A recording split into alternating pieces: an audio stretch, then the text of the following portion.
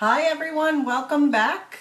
Please go and download my book now. You can get it for free for the next hour. You're going to keep hearing me say that over and over again because that's what we need you to do. I really am looking to get some good visibility on this book, and I really want to share it with all of you. I put a lot into this. This is my blood, sweat, and tears over the past, well, realistically, 6 years, 5 years since I lost my son. And so the book is titled The Gifts of Grief. And really what I want to share with you is my beginning thought process around how to do more than just survive grief. We typically think that, if we have a loss that's really close to us, right, we're oftentimes devastated. And it can knock us completely off of our feet, and we go into grief with the sole goal of just getting back to normal. I just want to feel normal again. I want to get back to my life the way it was. I want to figure out how to just keep moving on. And so what I want to do for the concept of grief is let you know that grief is universal. Grief is something that at some point in our lives we're all going to have happen to us. Hopefully it happens later for all of you. But realistically, the reality of the way society deals with grief is this. We don't know how to grieve. We're not educated about grief. We don't know what to do when it happens, right? So that's the first thing. And when it does happen to us, we have to scramble. We have to figure out, like, what do I do? Where do I get support? How do I get through this? Where do I go? And we typically go online. We typically go to our friends. We go to people that we know. Maybe we go to our clergy members. But really we're left scrambling. And when you're deep in grief, that's not the time to be going and trying to figure it all out. And then the second thing is if you specifically aren't grieving, but someone in your life is grieving, if someone that you know has lost a child, if someone has lost a dear brother, sibling, a parent, really, it's definitely true from all the people that I've talked to that we want to support each other. We want to know what to do. We want to be able to help. But oftentimes what happens is that we don't know what to do. We don't know how to support people. And so what we do is we avoid because it's uncomfortable. And we don't say anything because we don't want to cause more damage. We don't want to cause more harm. We feel like they're so deep in grief that we don't want to do anything. And the reality is that what that does to the person who's actually grieving is it makes them feel really alone. So that's really my mission sort of with globally with the business that I'm starting that's called Grief Inspired.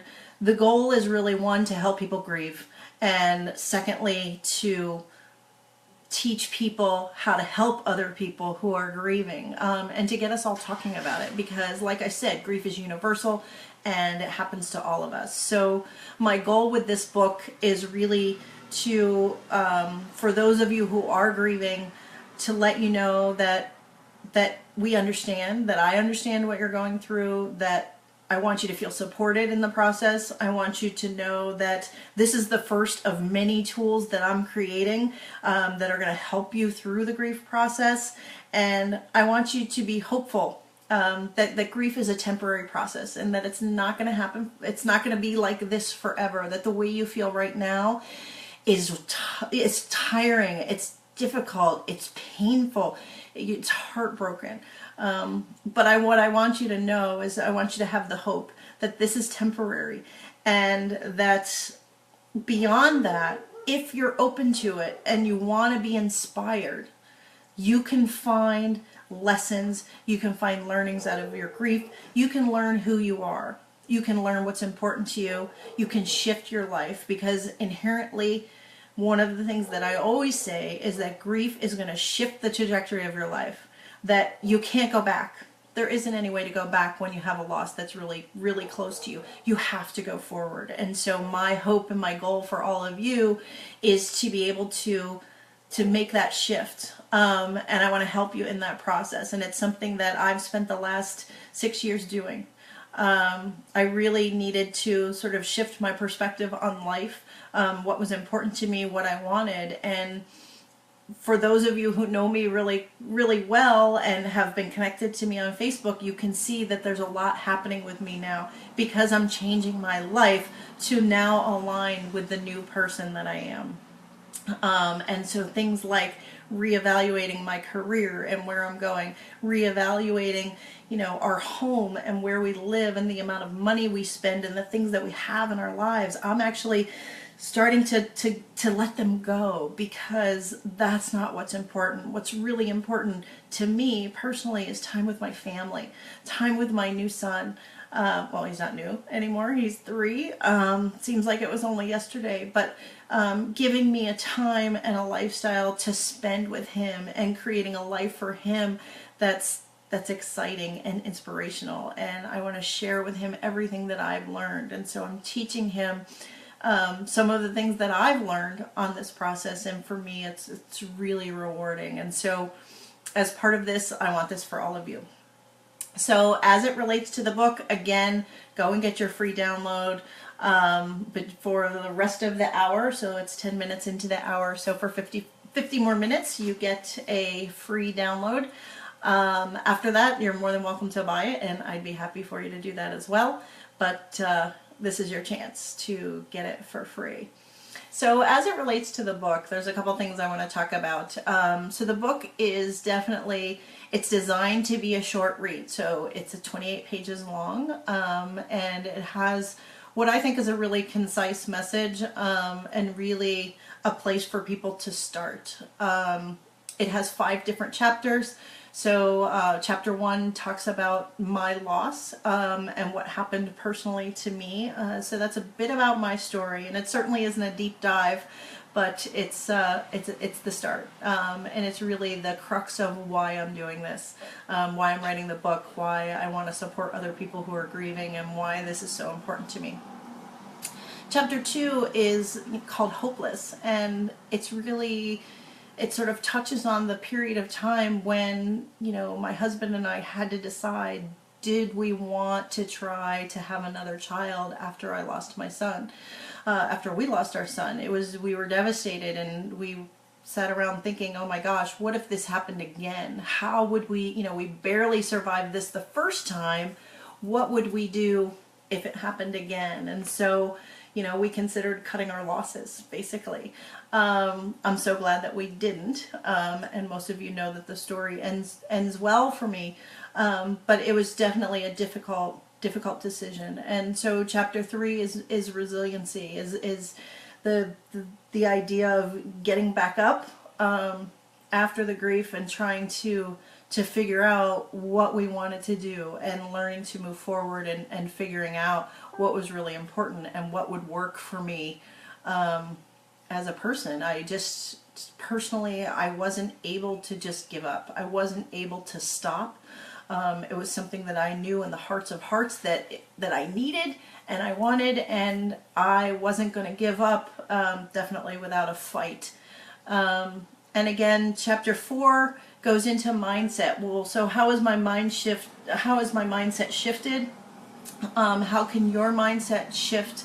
How can you look at grief differently? How can you look at it as an opportunity to stop what you're doing and listen and figure out for yourself what's really important to you and what can you learn from everything that you're feeling? A lot of times we push our feelings down. We don't address our feelings, and this is an opportunity where it's so in your face that your emotions are so strong that you have to do something with them. So one of the things I talk about in the book is getting it out. You need to get it out of yourself. Some people like to talk about it, whether you find a grief coach or a grief counselor.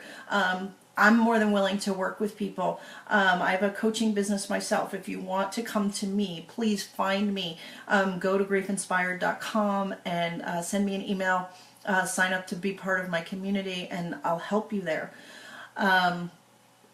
Some other things in terms of getting it out. Some people like to journal. Some people like to write. And these are things you can keep the journal and you can keep working through it. Or you can write for one day on a scrap piece of paper and throw it away.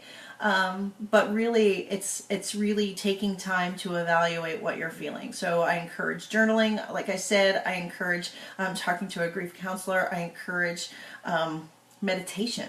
And, you know, people have mixed feelings about meditation. They think, oh, it's hokey or that doesn't do anything. But meditation really, it doesn't have to necessarily be, you know, anything other than just being still.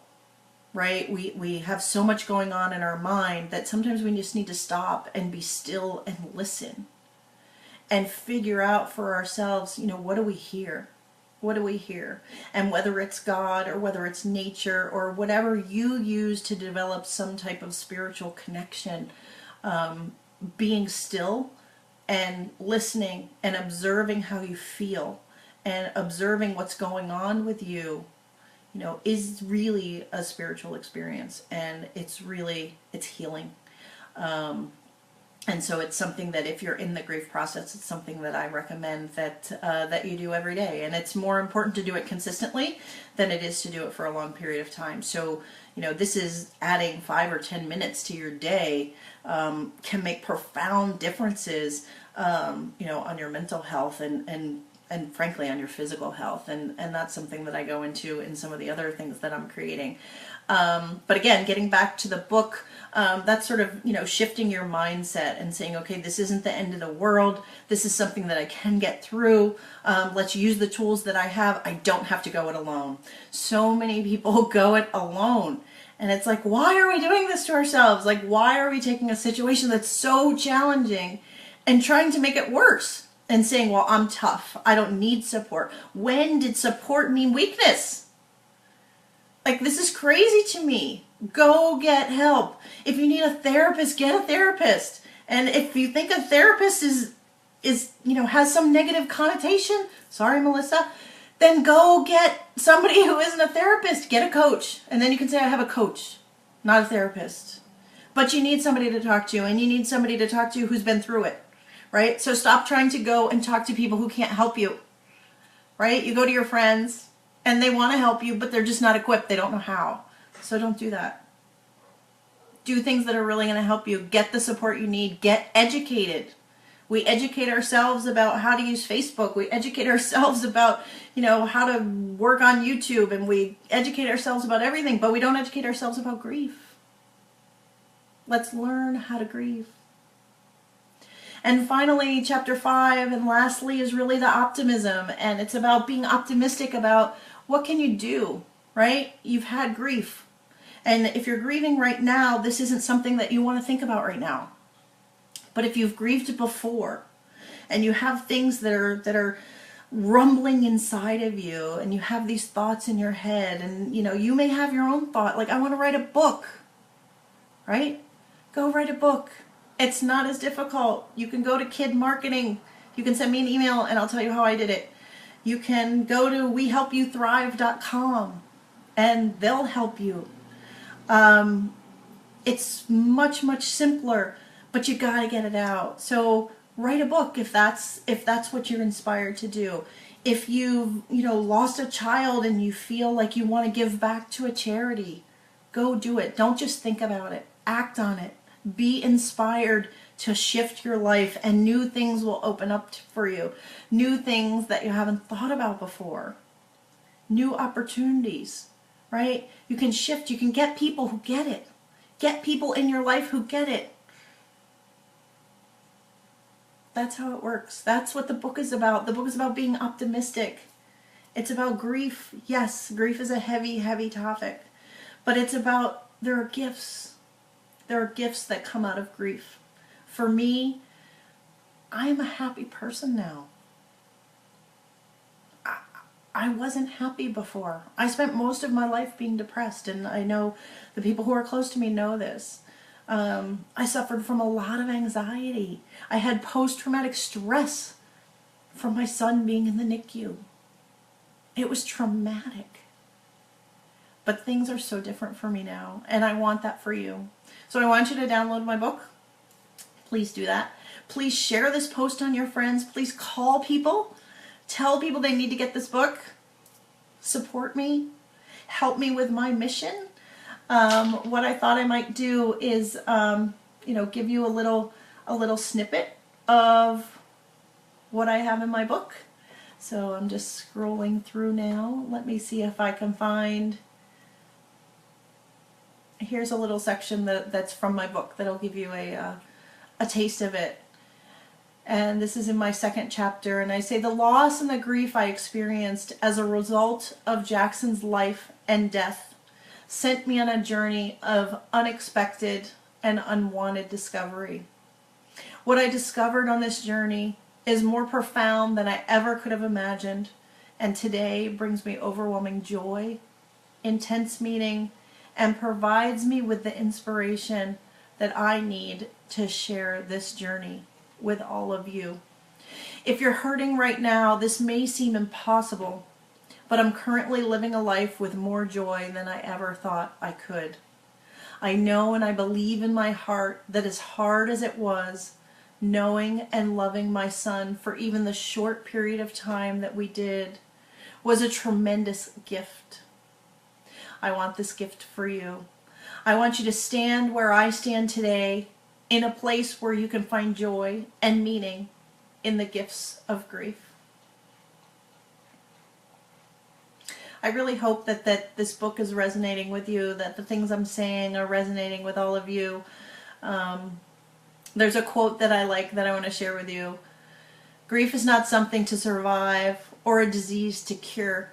It's a universal human emotion and an opportunity to deepen self-awareness, to reevaluate what's truly important to you, and then take action to bring meaning into your life.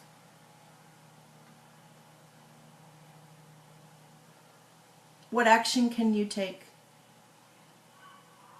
What can you do today? Well, one is you can download my book, right? That's the first thing you can do. But you can explore what you can do. What do you want to give the world? What resonates with you? What means something to you? Where is your purpose? You know, when you look back on your life, when it's time for your death, what is your tombstone going to say? What are you going to have left with the world? What's going to be there? I encourage you to take just a few minutes today and explore this. So a couple things. Again, I want to show you my book cover. This is what you're looking for. You're searching for Catherine McNulty on Amazon.com. You can download it there.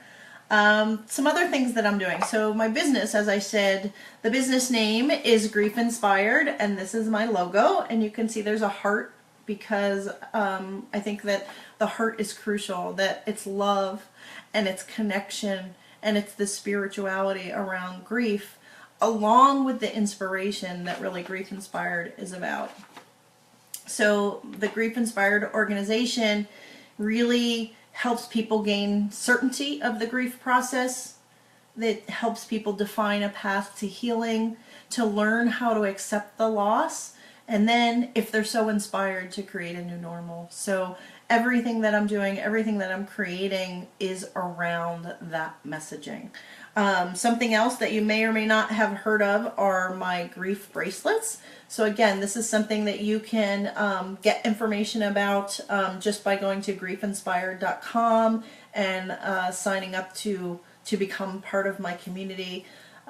You can certainly email me there and get information that you need. But these bracelets, a wonderful woman that I've met online, her name is Tara. She does a fantastic job making these.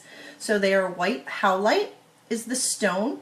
So again, it's an energy stone that radiates. It's an anti-anxiety stone. It helps to foster inner peace. And there's a couple different things that you can, couple different bracelets that you can get. So this one you can see has a stone that's kind of white, silvery. I also have bracelets. I'm just going to take some of them off here so you can see them. So I have some bracelets that are pink, right? So if the person that you lost, or you know someone who's lost someone that's a woman. This is a bracelet that you can give to them. And the pink signifies that it was a female that was lost. And so it's something really special. So I encourage you either to keep it for yourself as a symbol of your loss, or if you want to give it to somebody else. Here's one that's blue. So again, my Jackson obviously was a little boy, and so I wear this one to remind me of him. And with each bracelet that you buy, it comes in a nice gift wrappable box, so you can either keep it for yourself or you can wrap it and give it to someone else. And I want to share with you what's on the card. So you can see that the card looks like this. It's a grief-inspired card, and you can sign it here or you can ask me to sign it. I'm happy to do either of those. But what it says on the card is that white howlite is believed to be a calming stone that boosts inner strength, relieves stress, and fosters inner peace. Wear this bracelet to give you strength, and also as a reminder that you're not alone in the journey. So that's really my goal, so that if you're grieving, buy yourself a bracelet. Every time you touch the bracelet, every time you look at the bracelet, you can remember that even though you feel alone, you're not alone on your journey, that there are other people who get it. I get it. There are other people who want to support you. The people around you want to support you. And so that's really, to be able to look at that every day and say, okay, I'm not on my own. I'm not alone. It's something that I think is really special. And so I encourage you to inquire about those, get those. I'm currently selling them for $25 a piece. If you want to buy, you know, more than 5, we can certainly work that up as well. So please feel free to give me a call. I like to wear actually 5 or 6 of them because I like how it looks. And today I have a whole bunch on. So actually I have 7 today, but that's what it's look like. So 1 or more, feel free. So I know I've been talking for a while, so I'm going to end this one. I'm going to come back. It is 23 minutes into the hour. Keep downloading. If you haven't downloaded, again, it's one download per email address. So if you have multiple email addresses and you need more than 1 copy, knock yourself out. But again, to get the copy, you just need your email address. So you can find me on by searching Catherine McNulty on Amazon, and my book will come up. That looks like this, The Gifts of Grief. Do more than survive grief. Thanks for watching.